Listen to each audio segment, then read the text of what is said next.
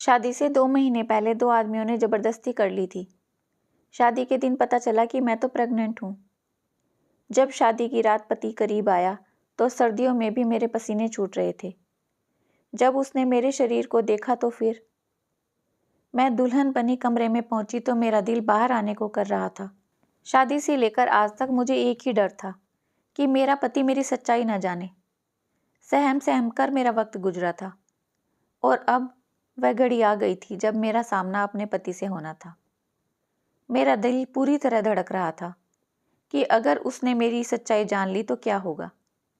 वह सच्चाई जो दुनिया वाले एक तरफ, मैं अपने घर वालों से भी छुपा गई थी।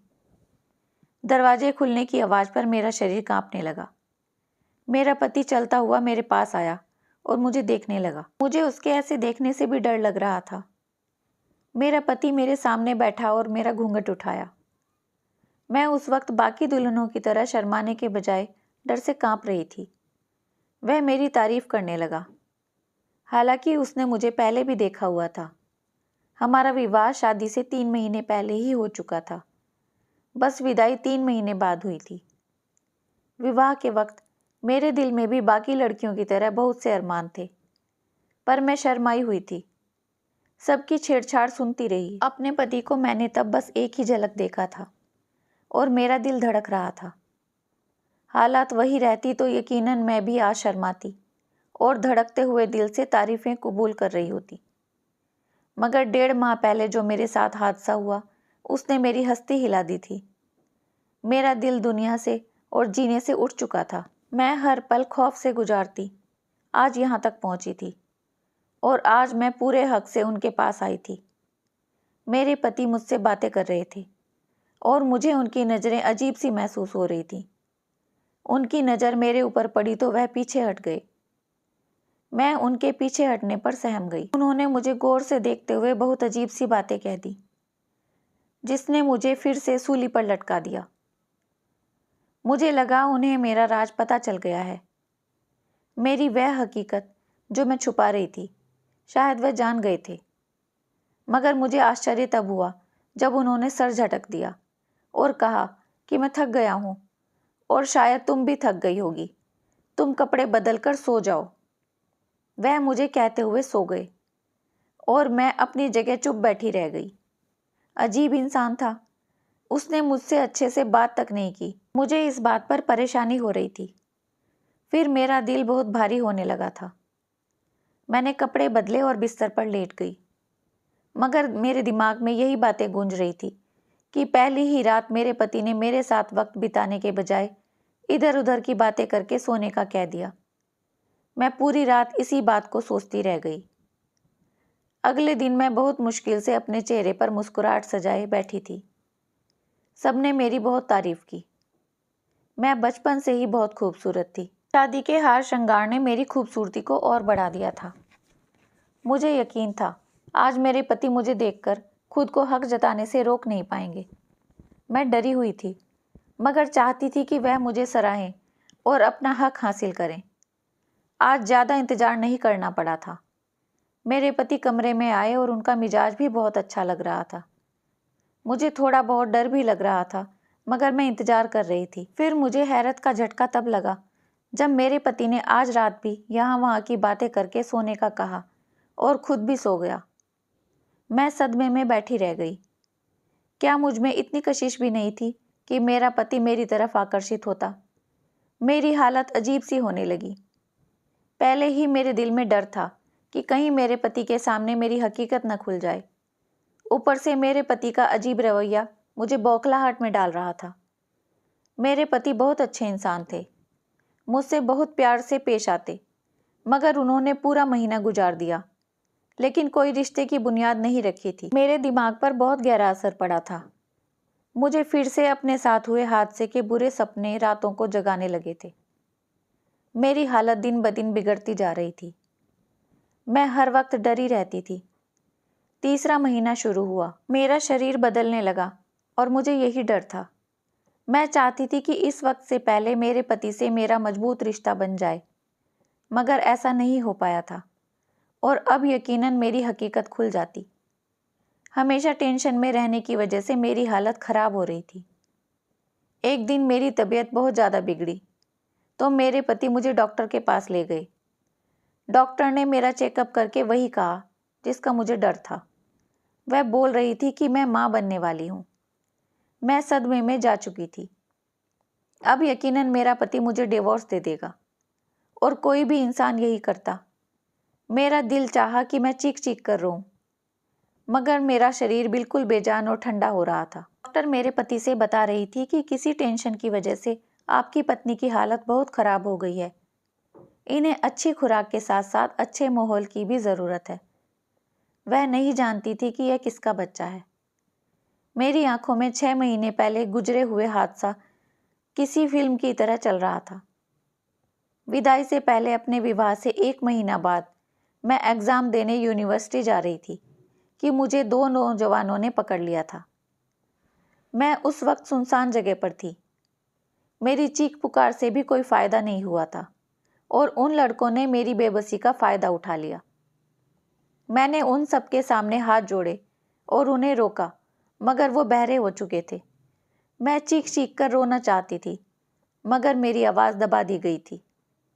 मैं कुछ नहीं देख पाई थी, ना मैं ज़्यादा कुछ जानती थी।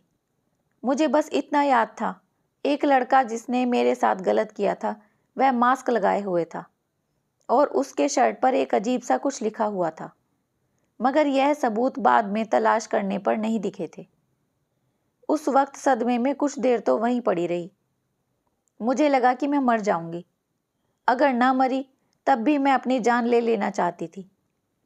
कुछ देर बाद उन्होंने मुझे उसी जगह पर ले जाकर छोड़ दिया जहाँ से वह मुझे ले गए थे।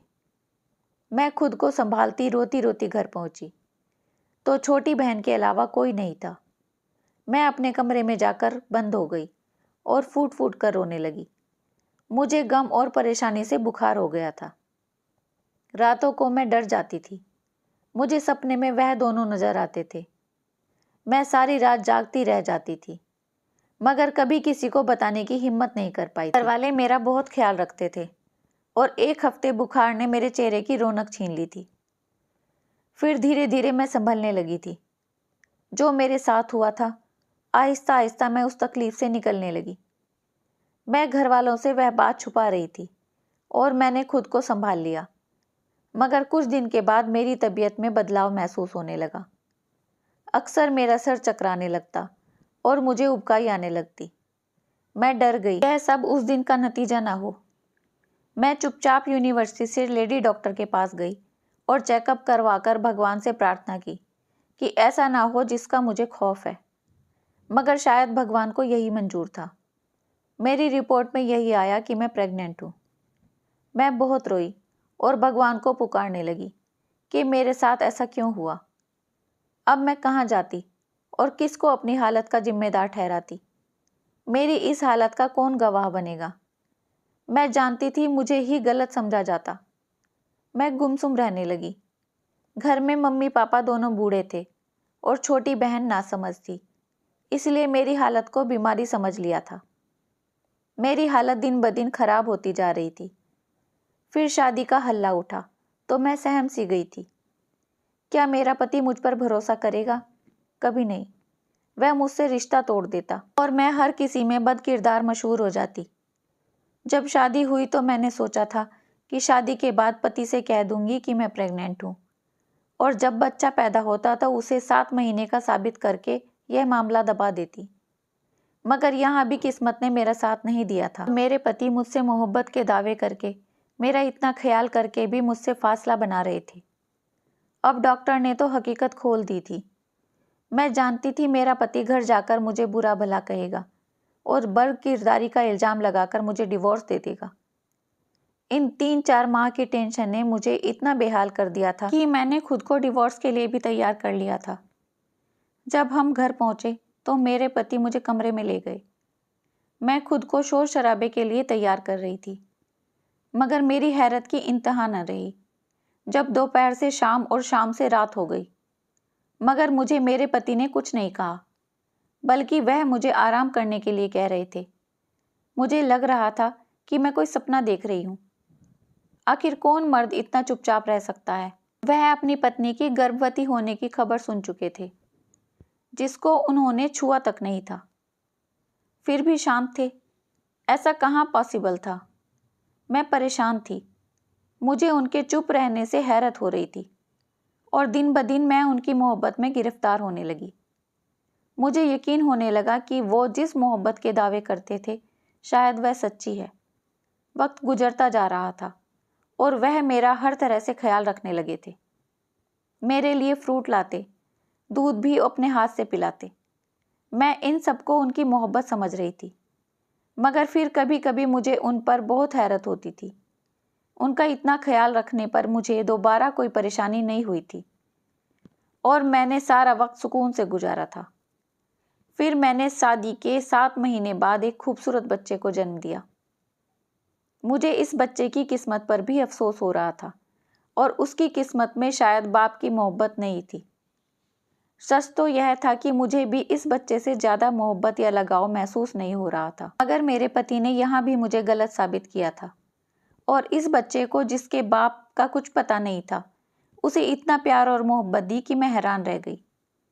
बच्चे की ज़रूरत का हर सामान घर में पहले से ही भरा था। मैं माँ होकर अक्सर लापरवाही कर जाती थी, मगर वह बच्चे का हर वक्त ख्याल रखते थे, प्यार देते। जरा सा रोता तो तड़प जाते थे। मैं उनकी मोहब्बत हैरत से देखती रह जाती। खुशी के बजाय मुझे अजीब सी घुटन महसूस होने लगी। आखिर कोई इतना अच्छा कैसे हो सकता है। मुझे लगा इसमें इंसानियत बहुत ज़्यादा है और शायद वह सारी मोहब्बत जो मुझे दी गई थी वह भी इंसानियत के नाते थी। मैं उनकी मोहब्बत उस बच्चे के साथ साथ देखकर पागल होने लगी थी। वह बच्चा कभी दूध देर से मिलने पर रोता तो वह मुझसे नाराज हो जाते थे और उसे उठाकर प्यार करते, बहलाते और चुप करवाते थे। यही सिलसिला कुछ दिन तक चला तो मेरी बर्दाश्त खत्म हो गई और एक दिन मैं अपने पति से लड़ पड़ी। मैंने उनसे कहा कि वह इतना चुप क्यों है, मुझसे कभी सवाल क्यों नहीं किया। उन्होंने पहले मुझे और फिर मेरे बच्चे को इतना प्यार कैसे दे दिया। मैं चीख पड़ी थी। मुझे उनका ख्याल रखना और हमें इतना प्यार देना उलझा रहा था। मेरे लड़ने पर वो खामोश नज़रों से मुझे देखने लगे, मगर मुझे जवाब नहीं दिया। पहले दिन उन्होंने मेरे भरे भरे शरीर को देखकर हैरत का इजहार किया था। मैंने उस वक्त बहाना बना दिया था कि मैं शादी के दिनों में बैठकर खाने लगी थी, इसलिए मोटी हो रही हूँ। तब मुझे उनकी सवालिया नज़रों पर हैरत हुई थी। अभी बस 2 महीने ही हुए थे और मुझ में इतना बदलाव नहीं आया था कि कोई पहचान सकता। मैं रो रही थी। मैंने उनसे पूछा कि क्या उन्हें पहले दिन मुझ पर शक नहीं हुआ था जब उन्होंने मेरे शरीर में बदलाव महसूस किया था। वह बोले कि हाँ, मुझे शक हुआ था, मगर तुमने कुछ नहीं बताया। मुझे उनके जवाब पर झटका लगा। मेरा सिर अब चकराने लगा था। मुझे एहसास हुआ कि मेरे पति एक अजीब किस्म के आदमी हैं। वह जानते थे और उन्होंने पूछा नहीं कि ऐसा क्यों और कब हुआ। जानने की कोशिश तक नहीं की कि मेरे साथ क्या हुआ या फिर मैंने उनके साथ बेवफाई की है। मेरे झगड़े पर वह बोले कि अब मैं तुम्हें आज की हकीकत बताना चाहता हूँ। वह शांत थे। अब मुझे भी उनके इस व्यवहार की वजह जाननी थी और मैं इतना तो समझ ही गई थी कि ऐसी कोई बात तो है जिसकी वजह से वह ऐसे थे। कुछ ऐसा था जिसने उन्हें इतना अजीब बना दिया था। उस दिन उन्होंने जो सच्चाई बताई उसने मुझे अंदर तक हिला कर रख दिया। उन्होंने बताया कि उनकी माँ के साथ इसी तरह गलत हुआ था और जब उनकी शादी हुई वह माँ बनने वाली थी। उन्होंने मेरे बाप से नहीं बताया बल्कि अपने अंदर दबा कर रखा और ब्याह कर आ गई। जब शादी की रात मेरे बाप को यह हकीकत पता चली तो उन्होंने बहुत हंगामा किया।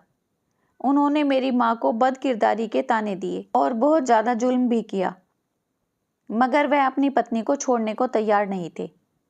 अपनी पत्नी को अपनाए रखा, रिश्ता कायम किया, मगर बस इतना ही रहम कर पाए, इससे ज़्यादा नहीं कर पाए थे।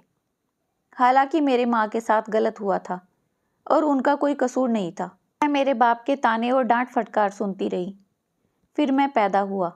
मैं बिन बाप का बच्चा था और मेरी परवरिश बाकी बच्चों की तरह नहीं होनी चाहिए थी। पर यहाँ भी मेरे बाप ने मुझे बड़ा किया और मुझे अपना नाम दिया। मुझे घर में रखा, पढ़ाया लिखाया, मगर एक फ़र्क रह गया था। मुझे अपनी माँ के पति से सगे बाप की मोहब्बत नहीं मिली थी। मेरे पास दुनिया की हर चीज़ थी, मगर माँ बाप का पूरा प्यार कभी नहीं मिला था। फिर मेरे भाई बहन भी पैदा हुए। वह मेरी माँ के अपने बच्चे थे, मेरे बाप की सगी औलाद थे, इसलिए उनकी परवरिश अलग थी। उन्हें बहुत मोहब्बत दी जाती थी। मैं यह फ़र्क देखकर बड़ा हो रहा था और मेरे साथ जुल्म किया जा रहा था। मेरे अंदर बुराइयां फैलने लगी और मम्मी पापा के खिलाफ जहर भर गया। बस अपनी माँ से गिला था कि शादी से पहले उनके साथ ज्यादती हुई तो उन्होंने मेरे बाप को क्यों नहीं बताया। उन्हें बताना चाहिए था। वह अपने होने वाले पति से पहले सच्चाई बताती और उनके फैसले का हक देती। मगर मेरी नज़र में मेरी माँ के पति का कोई कसूर नहीं था।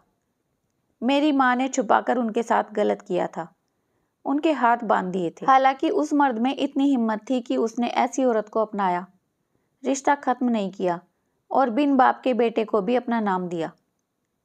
शादी से पहले हकीकत का पता चलता तो कभी मेरी माँ को नहीं छोड़ता।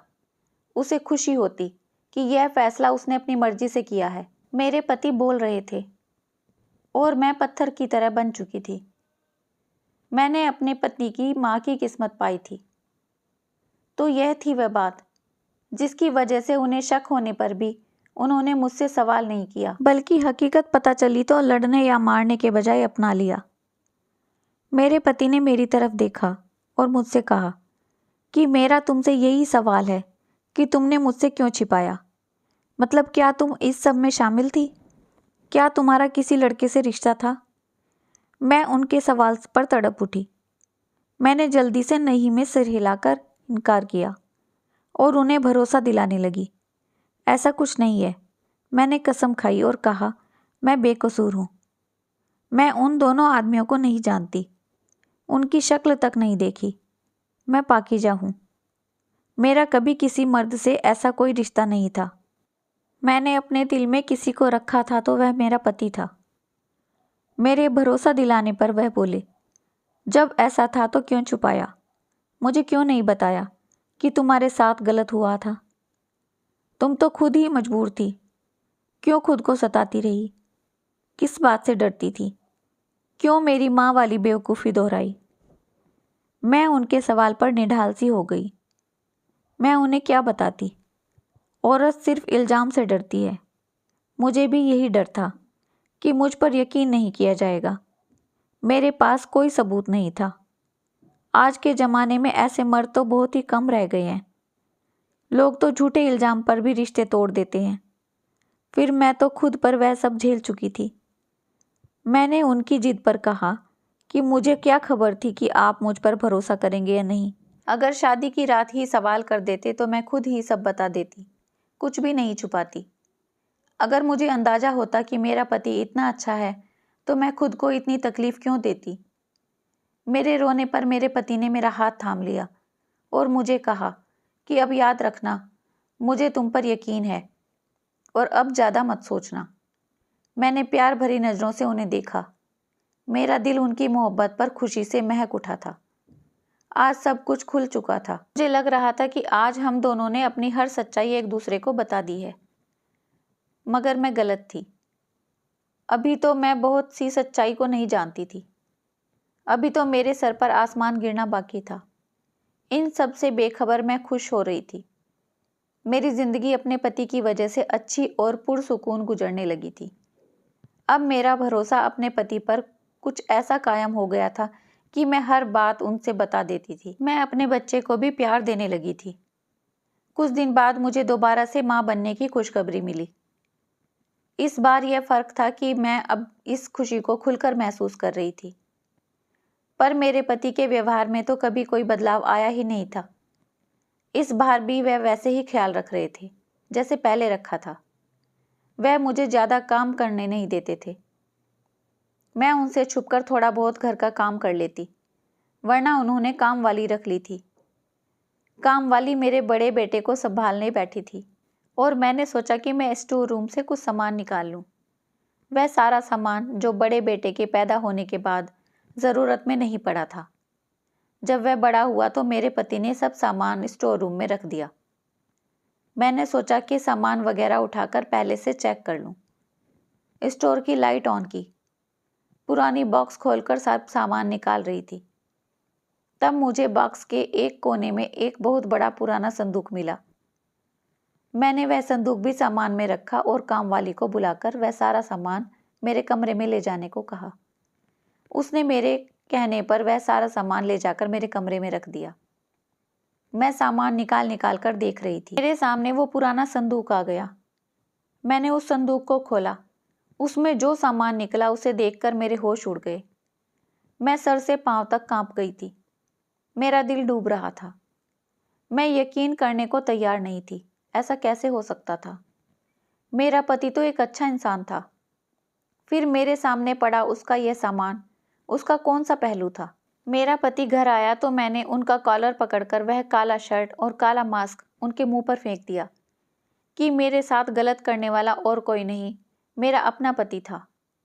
मैं उस आदमी पर चिल्ला रही थी कि उसने मेरे साथ ऐसा क्यों किया, मुझे ऐसी तकलीफ क्यों दी। वह बोला कि तुमसे मेरा विवाह हुआ था, मैंने कोई पाप नहीं किया, मैं बस तुम्हें आजमाना चाहता था।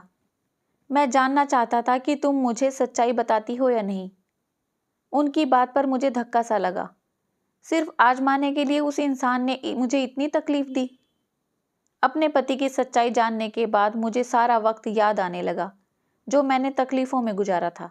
अगर मुझे उनकी सारी सच्चाई मालूम न होती तो मैं तो सारी जिंदगी ऐसे ही गमगीन होकर गुजारती। मुझे अपने पति से मोहब्बत एकदम से खत्म हो गई थी। दिल कर रहा था मैं यह घर छोड़कर चली जाऊं और वापस ना आऊं। मैंने घर छोड़कर जाने का इरादा किया तो मेरे बच्चों ने मेरे कदम पकड़ लिए थे। जो भी हो, मैं उनकी माँ थी और मेरा वह बच्चा जिससे मैं गैर समझकर उसे सही ढंग से उसका हक और मोहब्बत भी न दे सकी। अब तो मुझे उसका दुख हो रहा था। उस बच्चे ने एक अनाथ बच्चे की तरह समय गुजारा था। मुझे अपने पति से नफरत महसूस हो रही थी, लेकिन मेरे पास वापसी का कोई रास्ता नहीं था। वह एक शक्की इंसान था और कुछ नहीं था। उसके ऊपर जो गुजरी, जिस तरह से उसने बचपन गुजारा था, उन सब हालातों ने उसे दिमागी मरीज बना दिया था। मैं उनके बचपन के हालात को सोच रही थी कि अगर मैं उन हालातों से गुजरती तो शायद मैं भी इसी तरह से बन जाती, क्योंकि जब से मेरे साथ वह हादसा हुआ था तब से मेरा भी दिमागी मरीज बनने में कोई शक नहीं था। अगर मुझे हकीकत मालूम ना होती तो आज तक मैं उसी गम में रहती। मैं बहुत रो रही थी। जिस आदमी को अच्छा समझती रही, मेरी बर्बादी का जिम्मेदार वह खुद था और मैं आज भी पहले की तरह बेबस थी और उसके साथ रहने पर मजबूर थी, क्योंकि मैं उसके बच्चों की माँ थी। अपने बच्चों को छोड़कर मैं उनके बाप के जैसा नहीं बनाना चाहती थी। दोस्तों, जिन्होंने भी यह कहानी सुनी, मैं उनसे पूछना चाहती हूँ, क्या मेरे पति ने जानबूझकर ऐसी गलती की? क्या मैं अपने पति को फिर से अपना लूँ? धन्यवाद दोस्तों। कैसी लगी ये कहानी आपको? अपने विचार कमेंट्स में ज़रूर बताइए। अगर कहानी अच्छी लगी है तो लाइक शेयर सब्सक्राइब करना मत भूलिए। अपना खूब सारा ध्यान रखिए, खुश रहिए, मुस्कुराते रहिए।